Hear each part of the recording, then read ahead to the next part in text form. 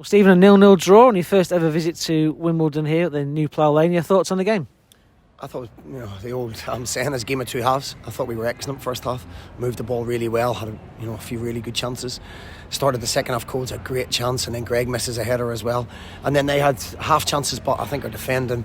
I think the two boys that have come in, Jacob Badu and Trevor Carson. Trevor's shown why he's an international goalkeeper with one save, and he's commanding, came for balls, took the pressure off us, and probably a fair result in the end. I think Wimbledon are a decent side. I think they're in a false league position, but a clean sheet, so we're really positive about that. With your clean sheet there, you mentioned it, Trevor Carson, a world class save, wasn't it? Yeah, it was top class. No surprise to me. I've worked with Trevor a lot. You're not an international goalkeeper if you don't have that ability. I think Jacob Badu as well has come in, added pace to the back line. It gives us an assurance, the way we moved the ball about first half. Great chances. They came out as you expect and had a right go second half, but previously we'd have lost that game. When we were under pressure for 10-15 minutes, we'd have lost it. Showed great character against Doncaster, and for 85 minutes drawn against one of the best teams in the UK. So we're going in the right direction. I was going to say, you looked so much more solid this week than you have done in previous weeks. Yeah, I think, sometimes that's down to personnel as well. We haven't done a whole lot different. As I say, personnel and the level that they've played at, it shows that we can defend really well. Again, I thought Ant O'Connor, Ram McLaughlin was excellent, Greg Lee, the whole back four, and some very, very pleasing performances, and now we hope to build on that. We've won against Donny, we've drew today away from home, which is great, and we take that into the next two home games. Jacob Beddoe came into the group. We hadn't really heard of him, but he's proven already at Spurs and today what a good prospect he is.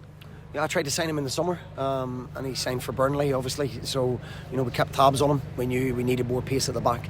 Ant's played with many different partners, and it's very, very difficult to build an understanding. But they looked together today. They looked like they knew what each other were doing as a back four, and it certainly helps. If you don't concede goals, you don't lose games.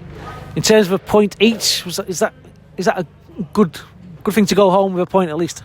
You can draw away from home and start picking up wins at home, which I'm sure we will do. We've lost a lot of games when we deserved to win through defensive errors, and as a team, not as individuals, as a team, we had to defend better, and I think there's a solidity about us, and there's a belief now that we can go and win football matches no matter who it's against. Also, so Aaron Will did come back today. It's nice to see him back into the starting lineup. Yeah, I've been wanting to start Aaron. He gives us what we're missing, experience. He's a voice. He adds goals from midfield as well, which we haven't really got this season. But he just has been very unfortunate with injuries and level of fitness. But he showed today for 70 odd minutes before we made changes. He showed his fitness levels are getting back to what we know. 2 home games now to come. Wigan on Tuesday. That's always going to be a tough one, isn't it? Yeah, both of them are, both very different games. Wycombe will come and put a lot of balls into our box and test us, and Wigan, but we don't fear anybody. We've been the masters of our own downfall on many occasions, and if we defend like that and we throw bodies on the line like that, and then play and pass like we did in the first half, we'll be okay. Any ideas of anyone coming into the squad next week? Yes, I'm hoping to have 2 more, another midfielder and hopefully another centre half, and as the window goes, then potentially add a little bit more pace into the top area of the pitch if possible. But it's not easy to get better than what we have. We've got some good players at the football club, and people think that we have a magic wand and you can bring players in and it certainly improves the squad. I don't want to bring anybody in that isn't better than what we have or doesn't improve or add something different to the squad. So I believe the midfielder I've brought in isn't easy on the eye. He's somebody that destroys and breaks play up. He's certainly not Toombs on the eye, but he'll add something we haven't got. And the centre half that we're hoping to bring in is aggressive in the air. So again, that adds another defensive bit of stability, and we need a little bit more pace up front, maybe from the bench as well. Our options are quite limited forward wise at the moment. So yeah, listen, everything has to drop for you. We haven't got a lot of money to spend, and people have to want to come and play. So it's ongoing.